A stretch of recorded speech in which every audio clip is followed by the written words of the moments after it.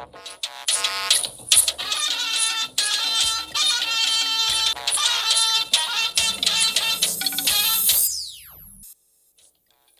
on the news, as Paris Olympics opens officially, we review Nigeria at the Olympics in a decade.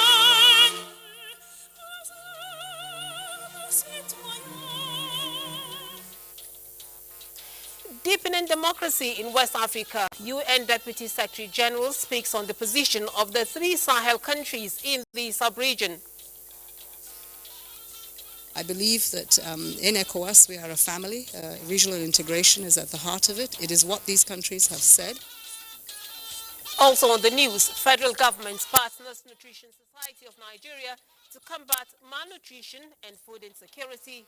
FG collaborates to build healthy population. Hello and welcome to the Network News on NTA. I am Lami Ali. Ayodeji Makinde will be bringing us up to speed in the world of sports and presenting new happenings in business arena. Tonight is Benny Adams, and also Adiola Kameakere will be joining us much later in the course of the bulletin from Lagos. Don't forget to follow us on nta.ng/live, NTA News Now on X, as well as on other platforms displayed on the screen. Now, finally, the countdown is over, and the Paris 2024 Olympic Games have now begun. Let's join sports correspondent Ayodeji Makinde, who will be updating us on this and more. Ayodeji. Yes, shall we, Lami? The 33rd Olympiad is ongoing and formally commenced with a colorful opening ceremony at the Seine River, Paris. This marks a departure from the conventional use of a multi-sports complex, which has characterized modern-day games. Athletes from 206 International Olympic Committee member countries and territories were involved in a parade on River Seine with a water salute at each participating contingent. Team Nigeria, represented by 88 athletes, would be competing in 12 sports events, and their parade was in quite some style as they showcased the rich Nigerian culture.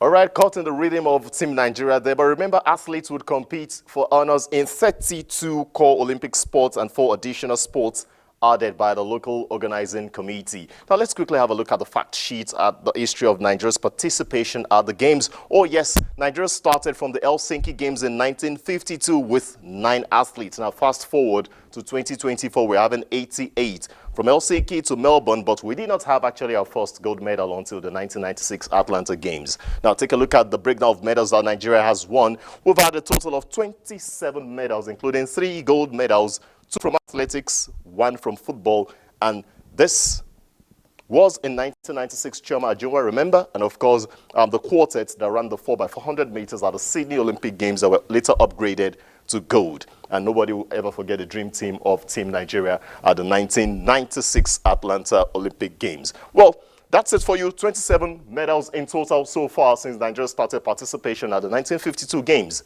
Now, in the year 2024, remember, 88 of them will be going with this time around, and for sure, athletics have 18 men and 18 women. The total, the highest number of contingents this year will be 36 of them in total. Remember, the 12 sports we have, all eyes will be on what the canoeing team will do, and cycling, football, swimming, table tennis, taekwondo will be represented by Elizabeth Ayanacho, who also participated at the 2020 Olympic Games, and not forgetting what the wrestlers are capable of doing this time around with Blessing Oborodudu and Odwayo Adekoroye. Quite a team we expect to compete for medals at the Games and also go for podium finishes. Now, joining me to talk more about Nigeria's participation at this year's Games is the former General Manager of NTA International and the former General Manager of NTA Sports 24. He's also the sports consultant to the management of the NTA, Abdurrahman Ibn Mohammed. Good evening, Ayo. Oh, thanks for joining us. Abdurrahman joins us now via Zoom from Jos. Now, Abdurrahman, for someone like you who has followed the Olympic Games, Nigeria, surely we are beating our chests this time around, and then we can pump our fists that perhaps this is the time we're going to end the long wait for gold medal at the Games. Yeah, since the Sydney Games, where Ethioc and co were awarded the gold medal, courtesy of the disqualification of William Pettigrew and his USA counterparts. This is the year that I think we have a most realistic chance, courtesy, of course, of the only one egg in a big basket that we have, Oluwatobi Amusan. As I did say much earlier, if everything goes right, all things being equal, on a good day, Toby is the best in her class. And unless, of course, something untoward happened, injury or whatever, Toby is primed to rekindle our golden days at the Olympics. Mark my words. Abdulrahman, let me quickly have your thoughts on the Nigerian wrestlers that are going for these games. The duo of Odwayo Adekoroye and, of course, Blessing Oboro Dudu and some other fine wrestlers that we have in different categories. What will be your take? Blessing and Adekurowe are habitual performers. At some point in time, they just missed the podium by the whiskers. But I think they have gathered a lot of experience, and they know that perhaps this would be their last chance at an event, a global event like this. So they're going to put in extra efforts. And also for them, I dare say, all things being equal, Adekuroye and Blessing Oboro Dudu, this is the time for them to harvest some medal at the very, very apex of their sport. Abdurrahman Ibn Mohammed, veteran sports journalist, I'd like to appreciate you for joining us on Network News tonight for your thoughts on the 2024 Paris Olympic Games and, of course, the chances of Team Nigeria. Let's also tell you that after that painful loss to the Brazilian national team, that the Super Falcons, in their opening game of the Paris Olympic Games on Thursday, analysts believe that with Nigeria creating a lot of chances, if converted, the Super Falcons stand a chance of defeating world champion Spain in their next game on Sunday. I can say not too bad outing. We actually saw that in that particular game in the first half. We actually gave the Brazilians enough respect in the first half. I came into the second half hoping that we could actually score the goal. But in the first 25 minutes of that second half, we didn't actually come to the party. We ended up coming to the party towards the end of the game. But I saw that there was a wide gap between the midfield and the striker. So I want the coach, wanting Waldron to actually work on that, in the next game against Spain. Of course, we know that Spain are the world champions at this point in time. From what they performed at the World Cup and from where the players they feature in the big and make out for big clubs, I believe that fear factor of playing big teams from around the world is no longer there. So on Sunday, I expect a big fight in that game. All right, reactions there. Remember, the live actions of Paris 2024 is on the NTA terrestrial platform, so you can tune in to watch live actions and also follow Team Nigeria's participation at the games. That's your sports. I'm Ayodeji. Mike, and it's back to Lami for the rest of Network News. Thank you very much, Ayodeji, and we wish Team Nigeria plenty medals from the Olympics. Now, President Bola Ahmed Tinubu sends his best wishes to Team Nigeria as the 2024 Paris Olympic Games. A total of 88 Team Nigeria athletes, including 63 women and 25 men, are proudly flying Nigeria's flag in 12 sports at the Paris Olympics. President Tinubu assures these bold and courageous ambassadors representing the country of his full support and that of over 200 million Nigerians back home, praying and cheering for their success. The president enjoins the athletes to exhibit the resilience, courage, respect, self-control, and good sportsmanship that Nigerians are known for. President Tinubu urges the coaching crew, support staff, and Nigerian spectators who will be watching the games in Paris to remain worthy ambassadors of the country. You're watching the Network News. We now take a short break. Do stay tuned.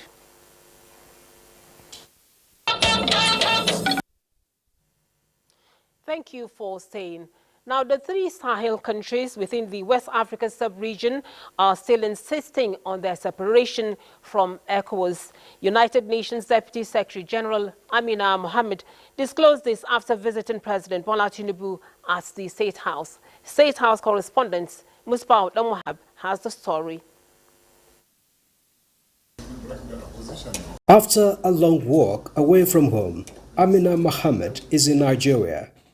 Working into Nigeria's topmost corridor of power, it is a familiar terrain. She served here in different capacities and at different times. Visiting in a much higher capacity, the Deputy Secretary General of a global body who has been on tour of some West African countries with a delegation has a report for her President and Chairman, ECOWAS Authority of Heads of State and Governments. The United Nations is supporting the ECOWAS in its integration quest within the sub-region, particularly the bid to reconvene the dissenting countries of Burkina Faso, Mali, and Niger. What we're telling these countries is that a number of them have a crisis, they have unconstitutional changes, and what they must do is to come back to a transition and a process to democracy. On the other hand, they have to look also at the development paradigm for their people. There is terrorism, but there's also a need to look at jobs, food security, energy. All those also have to continue. Now, if they can display a roadmap that gives everyone some confidence that there is a return to democratic rule, then they will find the support. I believe that in ECOWAS we are a family. Regional integration is at the heart of it. It is what these countries have said. I will request Mr.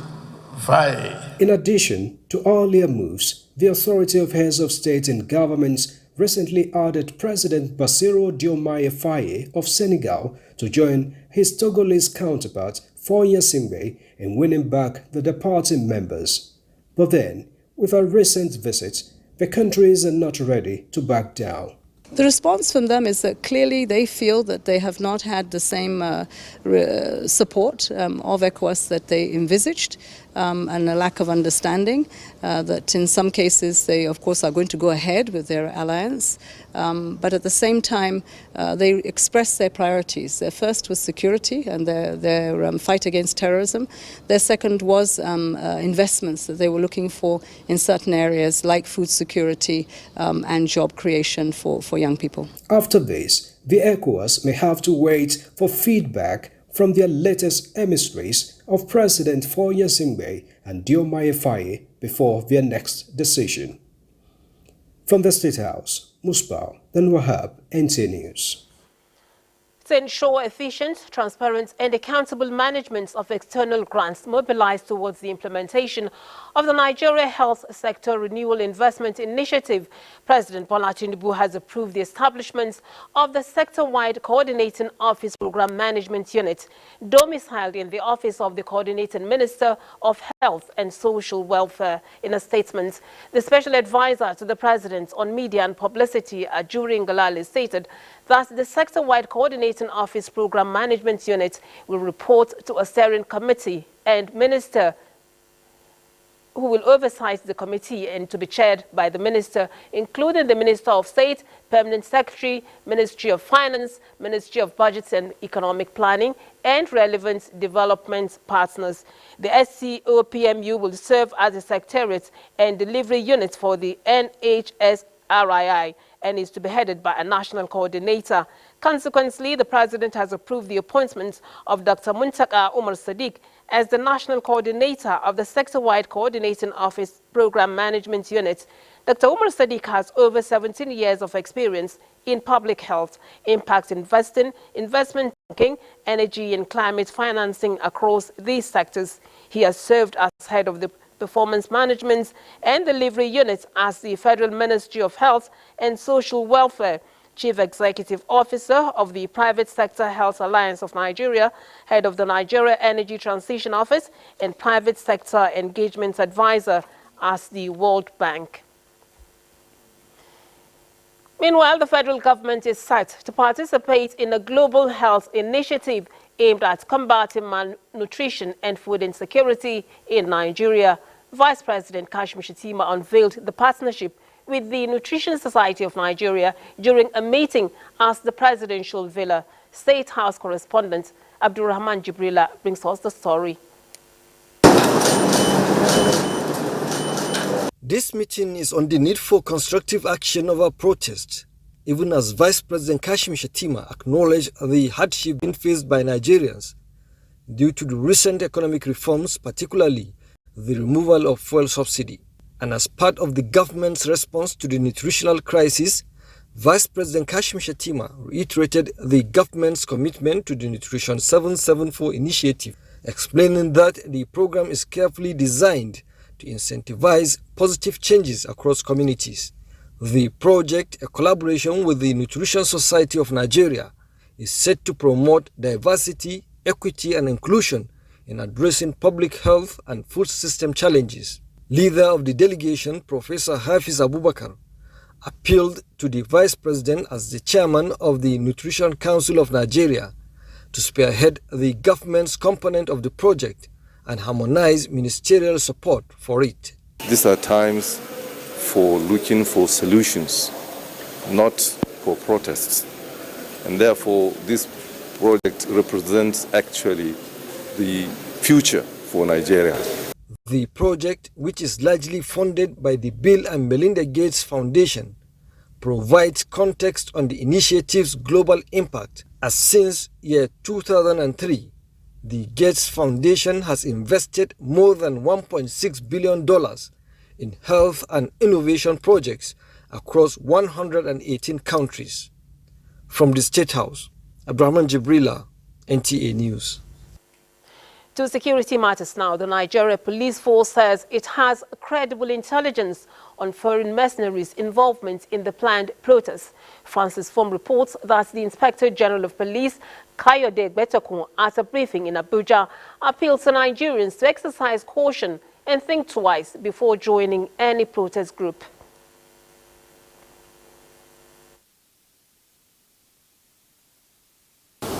We issue a stern warning to clandestine groups plotting to destabilize the country and hoodlums seeking to exploit protests for their criminal agendas.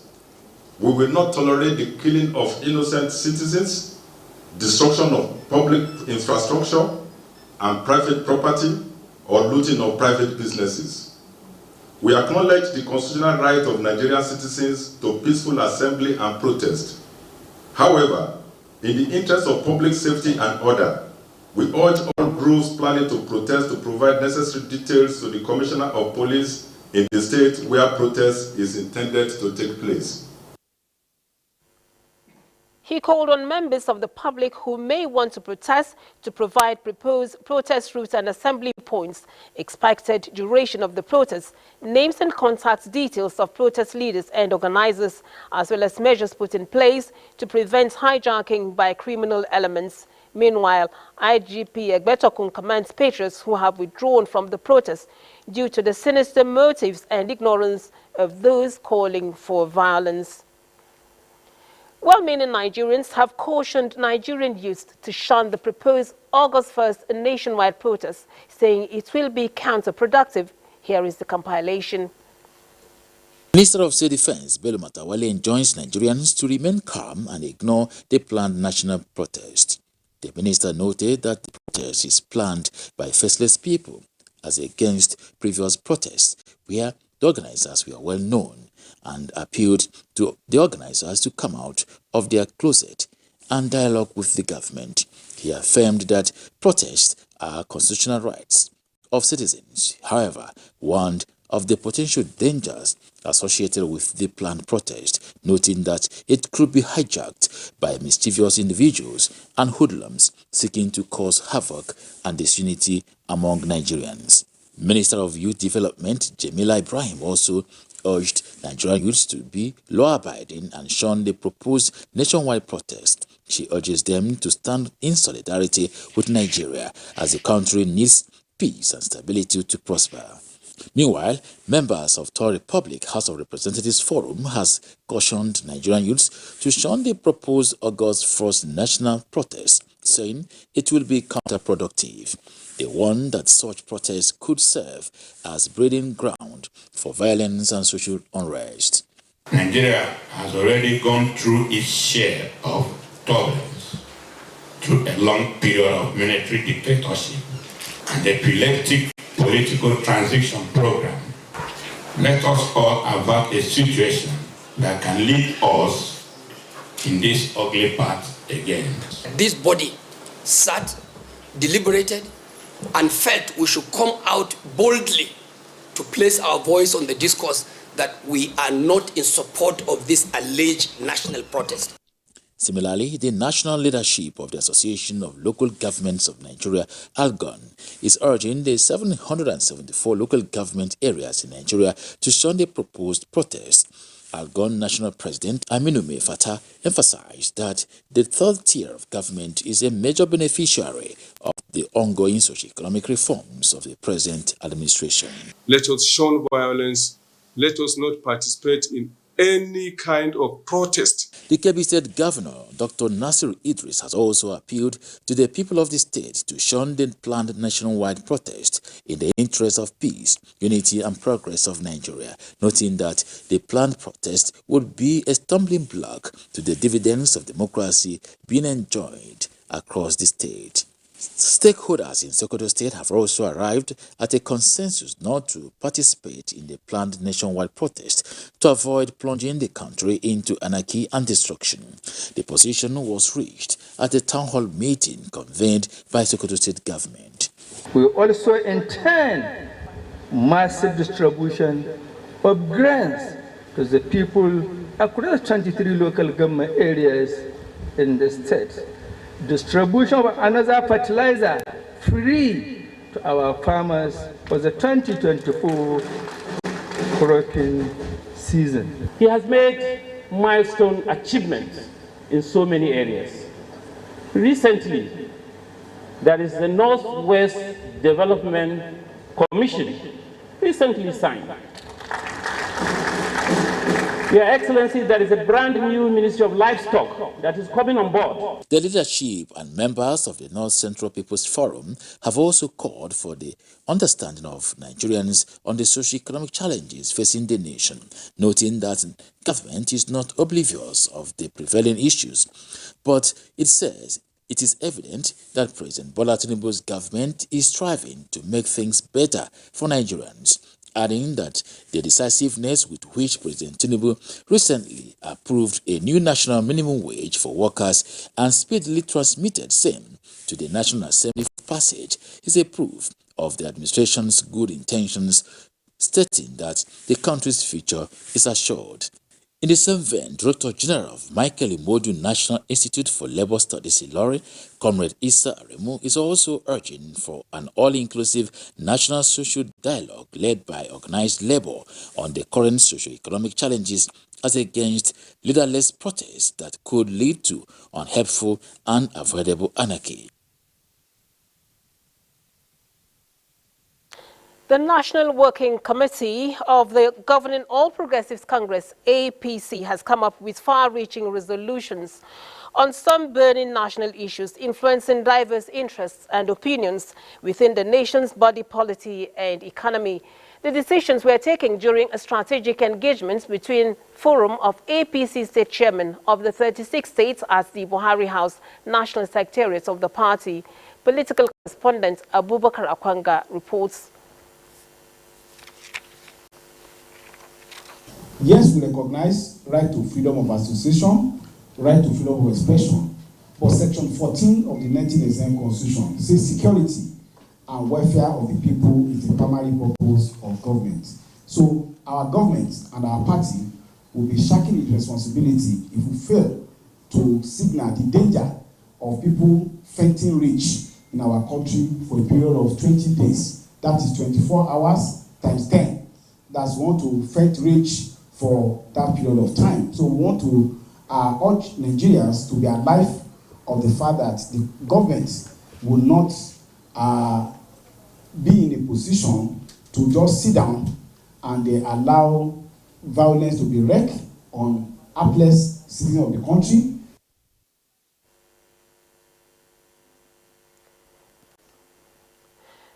This is the Network News. We take more stories after this break. Do stay tuned. The federal government's gas expansion program is leveraging Association of Local Governments of Nigeria, ALGON, to deepen gas utilization in the 774 local governments in the country. Permanent Secretary, Ministry of Petroleum Resources, Ambassador Nicholas Agbo-Ella, emphasized the centrality of Algon to gas expansion in the country as an interface with Algon representatives in Abuja. Lydia Sampson reports.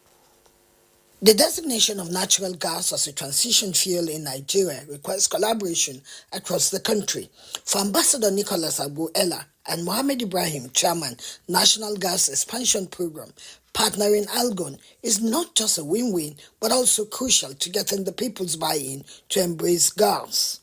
If we work together, we will encourage private investment, we will encourage job creation in the short and in the long run. We will increase domestic consumption of gas. You discover that gas can be used as a feedstock to produce what we call a textile.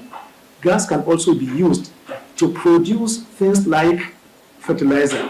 Chief of Staff to Algon National President Shehu Marshall says the Association of Local Governments of Nigeria is resolved to key into federal government's gas expansion program and will ensure they escalate the message. Algon is fully and well equipped, ready to partner on this progressive project and will provide the necessary platform. They are unanimous that gas expansion across the country will also create employment across the value chains with ripple effects on wealth creation, impacting livelihoods. In Abuja, Lydia Sampson, NTA News. Now, in a bid to fortify their members against the challenge of an ever-evolving landscape, the Association of National Accountants of Nigeria, ANAN, and the Chartered Institute of Taxation of Nigeria, CITN, are hosting a two-day retreat in Abuja. Bosede Abel Amosu reports that the event aims to equip members with the tools to navigate risks and seize opportunities for growth. The retreat, with the theme Building Resilience for Growth and National Development, brought together professionals from both associations to share knowledge and address challenges hindering growth. Policy and development were identified as key tools for advancement. We will also find and enjoy more relevance in government quarters as we continue to provide advice on policy direction and implementation for the growth and development of our nation.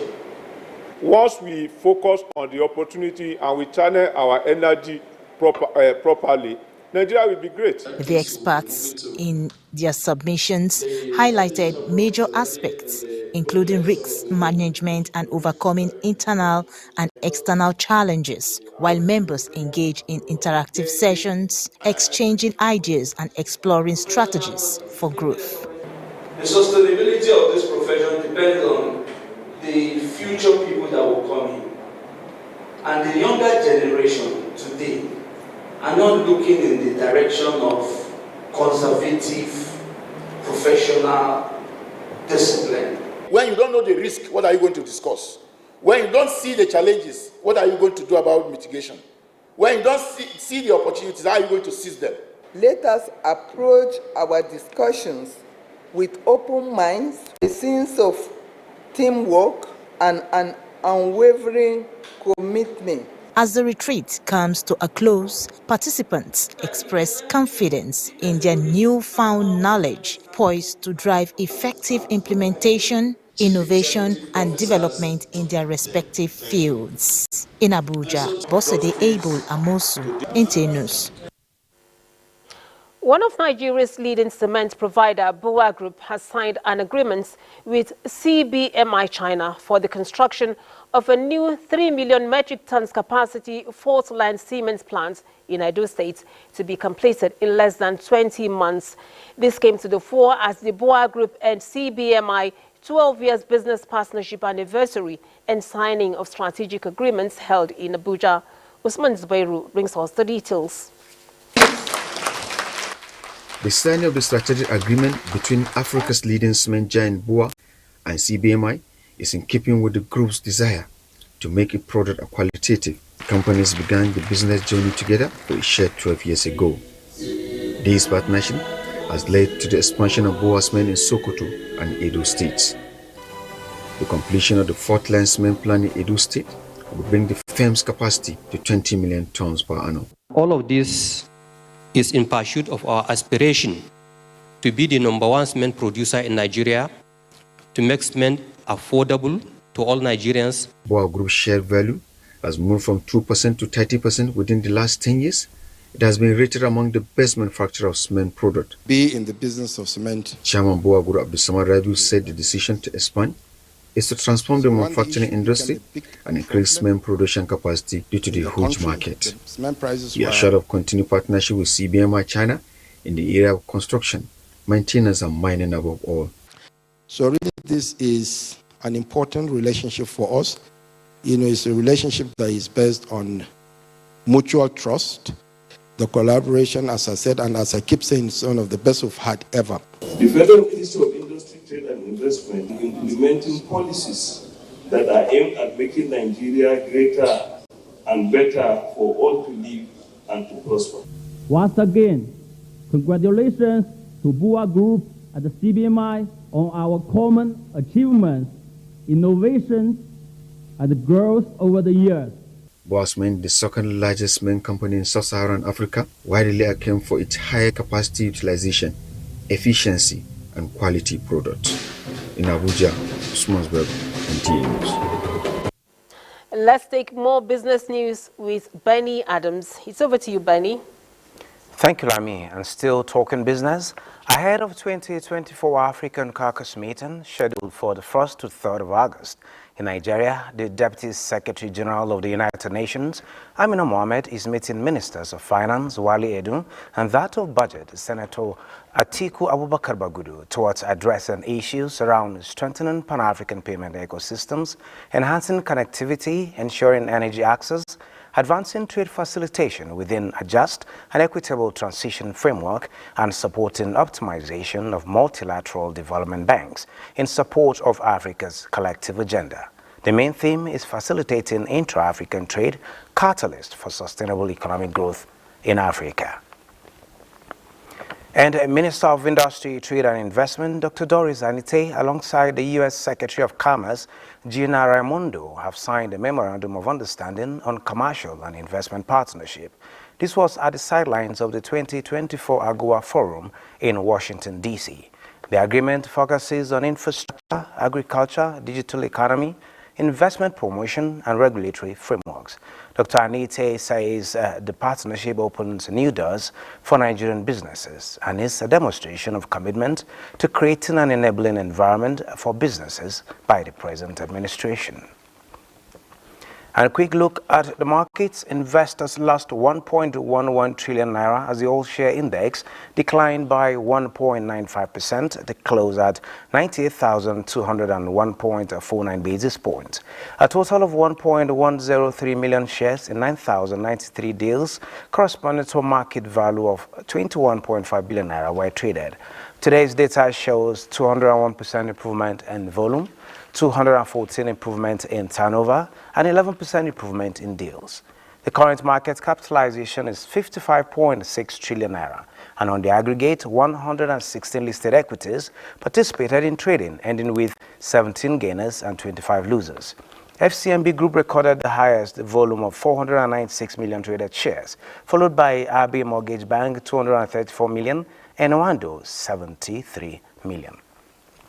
Well, that is business news, but Adiola is standing by in our Lagos Network Center for the news from that other end. Adiola, you can take it from here.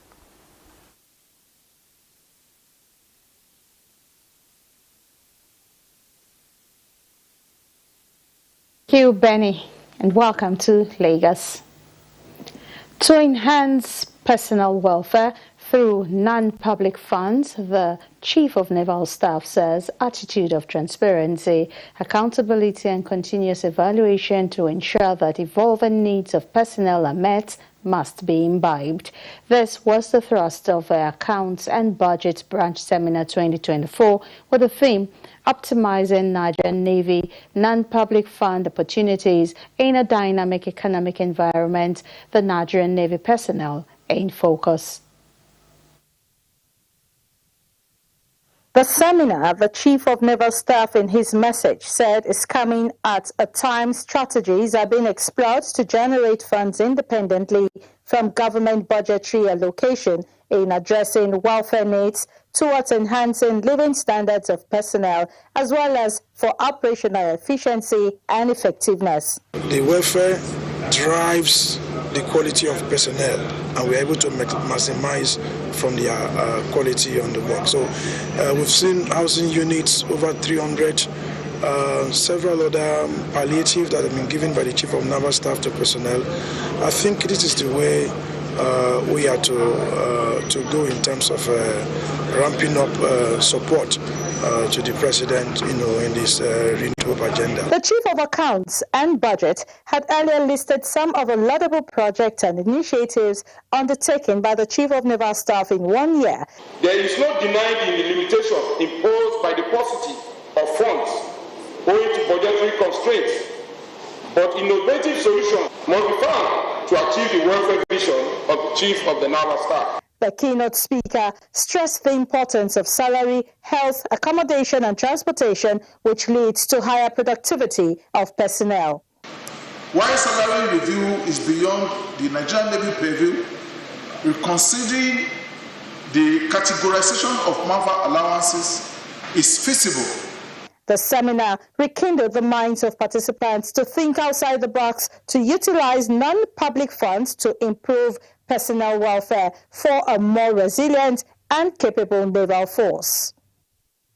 A medical doctor and visual artist, Fola David, is trained in for creating a massive drawing of about 1,300 square meters in an ambitious attempt to set a new Guinness World Record for the largest drawing by an individual. But unknown to many, the unseen hand propelling this noble and distinct initiative is Toleram Group, a holding company with diverse interests in consumer goods.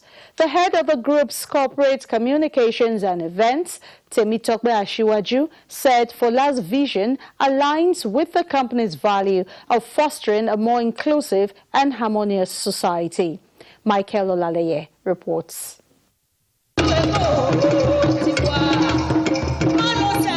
This massive and gigantic drawing is Fola David's attempt to unseat Rovisoni as the current holder of the Guinness World Record for the largest drawing by an individual. Although done in 6 days, this artistic piece showcasing the uniqueness of Nigeria, its people and unity in diversity is a product of 9 years of planning after different attempts. Appreciation for the diverse culture. This press conference is to appreciate the immense contribution of Toleram Group to the success of the entire process while charting a new path for growth. For Fola David, it is a dream come true, presenting an opportunity to remind the people of the strength Nigerians can derive from its diversity. Understanding that we are one, despite the fact that we have different cultures. Trying to understand yourselves, because the drawing itself is for me to say, look at the beauty. Don't you want to learn more? Don't you want to understand each other? This piece, according to Fola, is to drive the inspiration of the younger generations in achieving planned goals, expressing optimism that with Toleram, more of such can be achieved. I am not even stressing. I'm just thinking, what else can I do? Because you can't have Toleram and be thinking small. Toleram Group, makers of Kellogg's cornflakes and other consumable goods, said this remarkable feat is a testament to what can be achieved when talent, passion, and purpose come together. People who have displayed some kind of heroic acts in the country, we've been doing this in the last 16 years and we'll continue to do so. We find that aside from the negativity that people keep hearing about the country, there are still a lot of good things happening in Nigeria, and we're here to showcase them as Toleram. As a sign of the shared value and understanding, the completed artwork will be mounted at the Free Trade Zone in Lagos, where a massive structure will be constructed for its preservation for years. In Lagos, Michael Olaleye, NTA News. And that's a package from Lagos. The news will continue after this break with Lami in Abuja. To stay with us. Thank you for saying. Governments cannot take on the task of rebuilding Nigeria alone, and the path to the future has to be forged with the inputs of Nigerians in the diaspora. Nigeria's First Lady Oluremi Tinubu threw this challenge as the second National Diaspora Merit Award ceremony organized by the Nigerian in Diaspora Commission. Describing the over 20 million diasporans as the pride of the nation, whose interventions through foreign direct investments, charitable endeavors and cultural preservation have helped to hoist the banner of the country high, the First Lady notes that their skills, talents, resources and global exposure are more essential now than ever in rebuilding the Nigeria of our dreams. Put the flag of Nigeria on the world map at all times in everything you do. And you should not forget home. Chairman of NIDCOM, Abike Dabiri-Arewa, notes that the award ceremony, which climaxes the two-day celebrations of diasporans who have made marks not just outside the country, but also in Nigeria through their impact. She called on them to unite and work with governments towards building a better nation. Awards were presented to distinguished diasporans in 13 categories. Ohaneze Ndigbo has received the news of its leader with deep shock and sorrow of the passing of one of the most outstanding Igbo leader, Chief Engineer Dr. Emmanuel Chukwuemeka Iwanyanwu, the President General of Ohaneze Ndigbo worldwide. A statement by the National Publicity Secretary, Ohaneze Ndigbo worldwide, Dr. Chidozie Alex Bonna, says the leader, Chief Iwanyanwu, introduced strategic and visionary dimensions to the modus operandi of Ohaneze Ndigbo during his tenure, while sending their heartfelt condolence to the family, the people of Umuhiri as our community, and the Imo State government. They pray to God Almighty to grant the soul of Chief Emmanuel Iwanyanwu an eternal rest in his bosom. Meanwhile, former President Muhammadu Buhari has described the passing of the President General of the Ohaneze Ndigbo, Emmanuel Iwanyanwu, as a sad event for Nigeria. Former President Buhari extols the contributions of the deceased to journalism, sports, politics, and nation building, describing him as a visionary leader who revolutionized the nation's media and sports sectors. The former Nigerian leader condoles the family, friends, and associates, as well as the entire people of the Southeast over the loss of a man who was passionate to the unity, peaceful coexistence, and the development of Nigeria. And this is where we come to the end of Network News for today. We thank you for being a part of it. Do join us tomorrow, and we wish you a very good weekend.